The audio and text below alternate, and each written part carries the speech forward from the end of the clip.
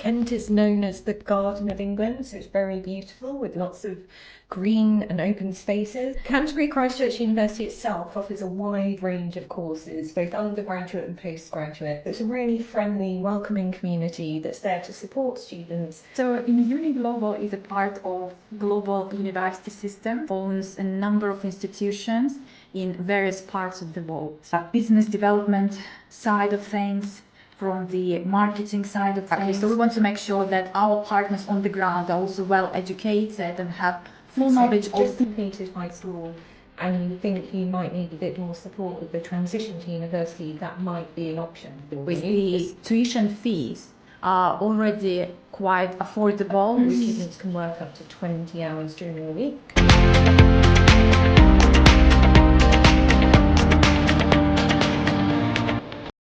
Hello everyone, welcome to Students Club podcast session. We have our globally recruited guests over here and I am very pleased to welcome them at our studio of Students Club, Ms. Degina Weatherhill, the Director of Recruitment at Uni Global, and Ms. Michelle, you can say the Director of Admissions and Compliance at Canterbury Christ Church University. We warmly welcome them over here at our studio. Hello, Miss. Hello.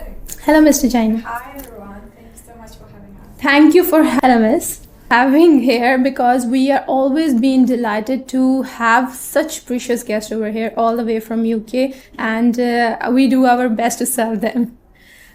Miss Michelle, first of all, you are the Director of Admissions at Canterbury Christ Church University. Can you briefly explain about Canterbury Christ Church University, the image they hold? Sure. Okay, Canterbury Christ Church University is based in the southeast of England. So it's in a county of Kent. Kent is known as the Garden of England, so it's very beautiful with lots of green and open spaces as well as a lot of beaches. The city of Canterbury is a historic city. Yeah, we heard of it. Yeah. Canterbury Christ Church University itself offers a wide range of courses, both undergraduate and postgraduate. So anything from business to psychology to film production, law. We've probably got it. And we've got great support for our students. So it's a really friendly, welcoming community that's there to support students and help them find graduate jobs afterwards. That's Canterbury Christ Church. That is really great to know about that. Ms. Degina, my question, because Uni Global serves very highly over here and we deal a lot of universities in that, especially ULaw. So my question will begin as, can you tell us more about Uni Global and the role you serve as a Director of Recruitment over there? Sure, absolutely. So Uni Global is a part of global university systems. For those who might not know, global university systems owns a number of institutions in various parts of the world. And you might be asking, why there is a separate name? Why is it Uni Global, whilst we are actually part of a big organization of GAS? And that is because within my department, within in Uni UK and Europe division, we oversee international students recruitment for our partner universities. So if we're talking about UK specifically, it's mainly public universities which are not owned by GAS, but we are the ultimately recruitment center supporting university with increasing the number of international students international students on campus, and supporting them from the business development side of things, from the marketing side of things, starting from the initial assessment by our admissions team as well as compliance team. So we ensure we gather a complete file for students before we pass it on to the university. Because universities want to see, first of all the documents from students, want to see the students are actually qualified for the program. Some universities may have limited resources, so they may not have the capacity to deal with a huge volume of applications coming through, which might not necessarily be qualified. So that's where in Uni Global comes along and helps universities with all those aspects of students' recruitment and students' journey I've listed earlier. So within my specific role, I oversee international students recruitment from a number of regions. So we have team based on the ground, working closely with our partners. Yeah. So educational agencies like Students' Club, for example, Yeah. supporting them with training their staff members, with any questions they may have, with any recruitment activities on the ground, supporting with preparing students for precast interviews, Yes. potential UKVI interviews if they happen, and any other stages of the admissions process as well, just to make sure that students have a good journey before they actually enroll at the Yeah. university, because it's a big decision for students to make. Let's face it. So we want to make sure that students are comfortable, with their choice. Indeed, it's a matter of their career, so they have to make choice wisely. Exactly. So we want to make sure that our partners on the ground are also well educated and have full knowledge of the Yes. partner universities and offerings that we have within InUni Global Portfolio. That is really great to know. Miss Michelle, coming back to you. Mm-hmm. I'll add, many Pakistani students are concerned about the entry requirements. Could you explain what kind of academic and English entry requirements could be required, especially for the South Asian region, or you can specify it as Pakistani region? Okay, so we have an international foundation program. So if you've just completed high school and you think you might need a bit more support with the transition to university, that might be an option for you, especially if you need some support with English language.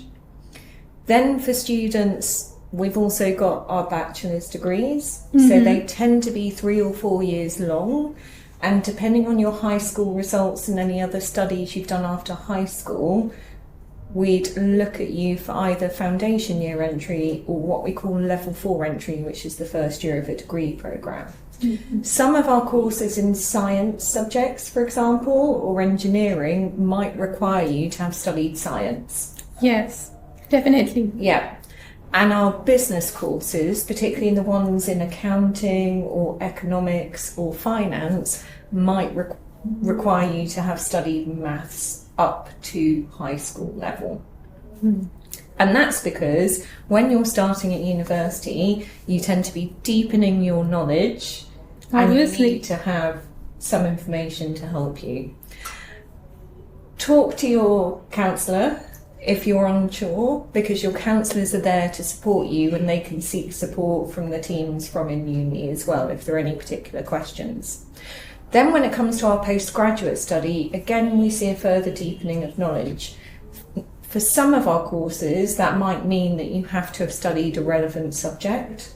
For other courses, like the MSc in International Business, that may not be necessary.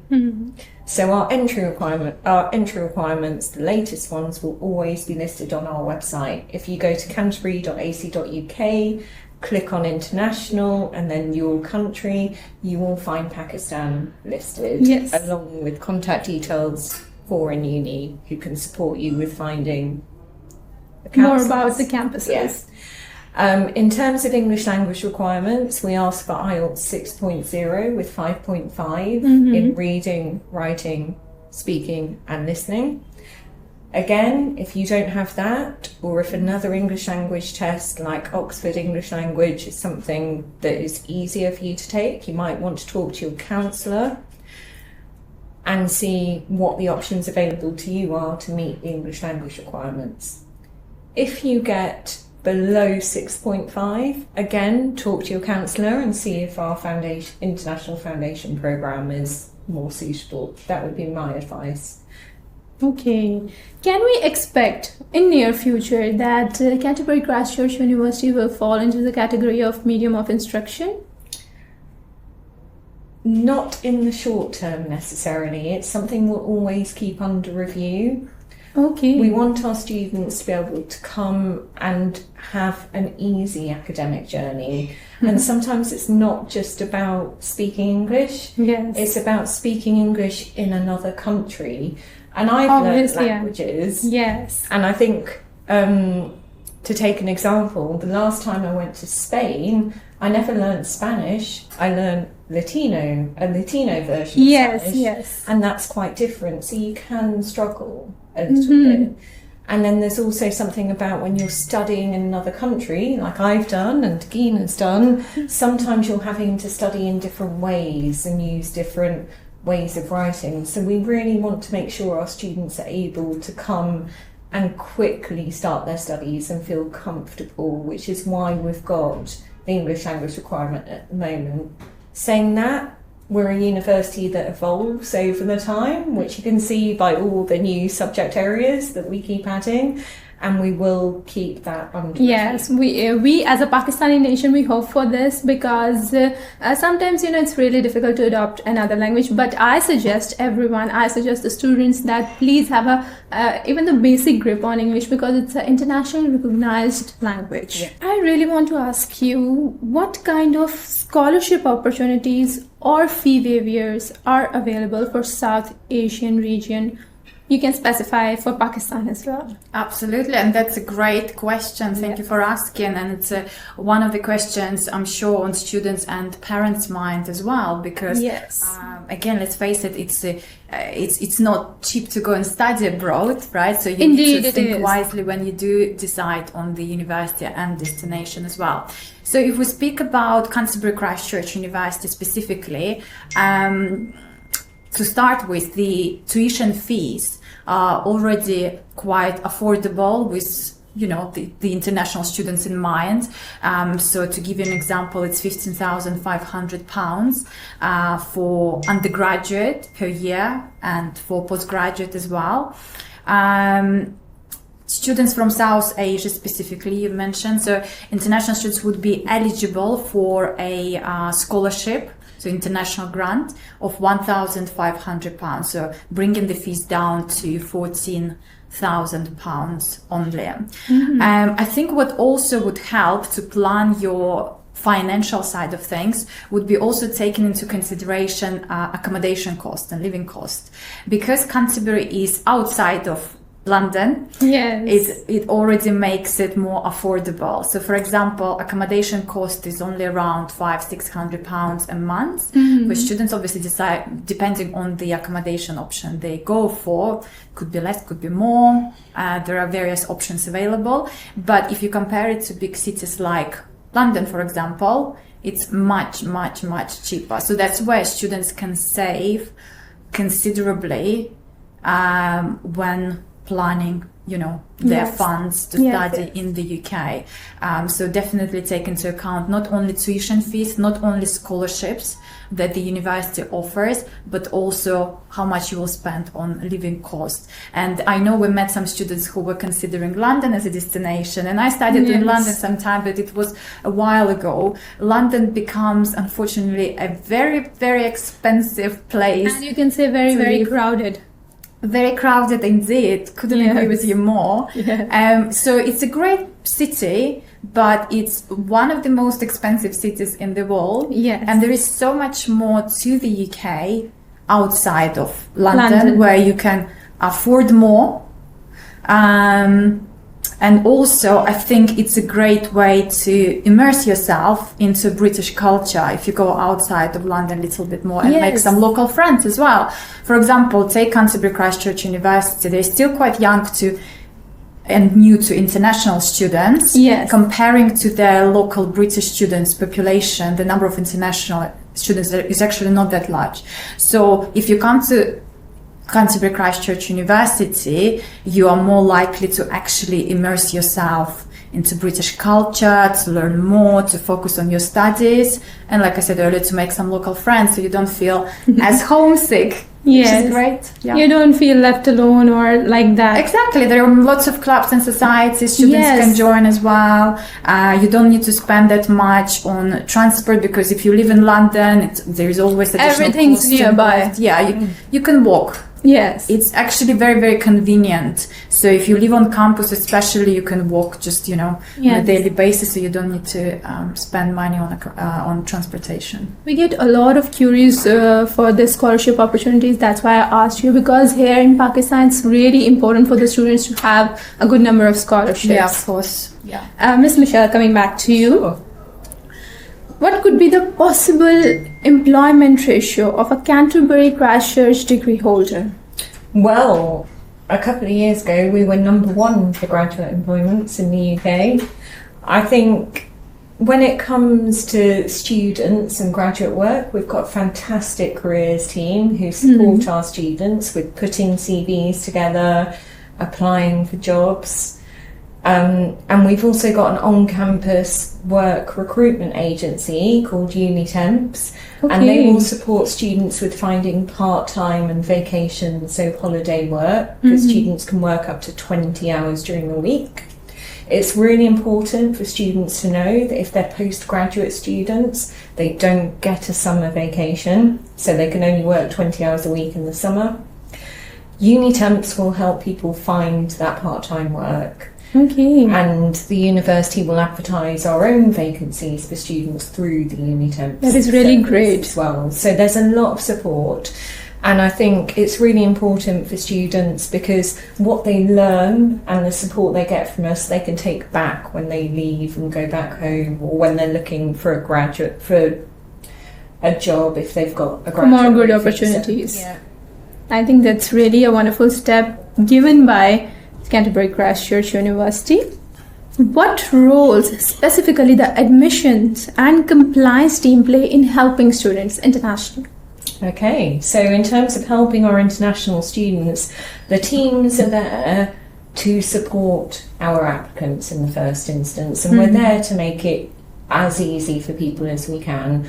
I think it's really difficult to go and move to another country. Yes, indeed it is. Yeah, so we're there to make it easy for people, and we're there to welcome them when they come to enrol and register with us when they start their course. When students are on the course, our compliance team will be there to support them with any questions they have about their visa or meeting what we call the conditions of their visa. Yes. So in the UK, students are expected to attend all of their classes, and we know that sometimes something may happen, so a student may get sick. Out of nowhere. Yeah, or a class may change its room, Yes. or it may get cancelled because the academic's sick. And our compliance team are there to help students if that happens and to advise them. Yes. What our aim is to help students through their course till they get to the end of their course and to graduate in our wonderful cathedral in Canterbury with their degree. That is really wonderful to know, and I think helping someone is a kind of a noble deed we can all do. I would like to ask you both in this context.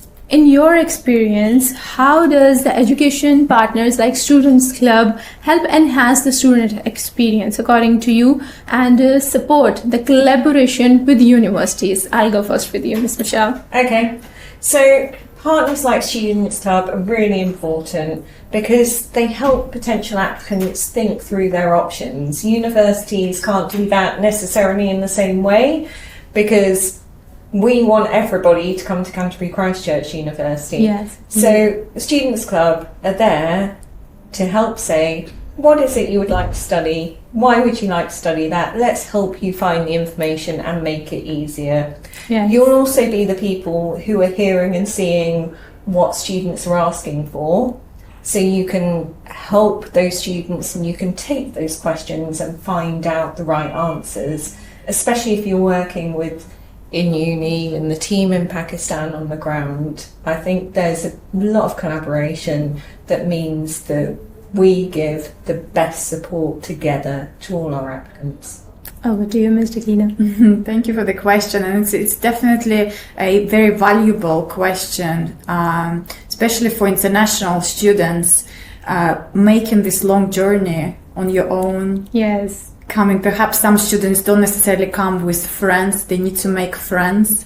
I think to have those clubs and societies within the university is crucial because it helps students to integrate with, with the university life, with other students, to meet like-minded people, to share their passion for specific hobbies, perhaps as well, and to be less homesick. Yes. And actually the university also encourages students to potentially start their own club and society if they have some unique hobby, which the university maybe doesn't have the club for yet. It's a great way to spread awareness and to make new friends, to bring people together, because in the end of the day, I think it's about community that really what makes people happy and more comfortable and fulfilled, more comfortable. Yes. And it also helps them to be more motivated with their studies as well. Yes, indeed, it is a great initiative. Thank you, Ms. Dagina. Thank you, Ms. Michelle, for giving out your time, your precious time out of the busy schedule. Thank you very much. And I would like to wrap up the session over here, and we'll continue it with another guest in another session. Allah Hafiz.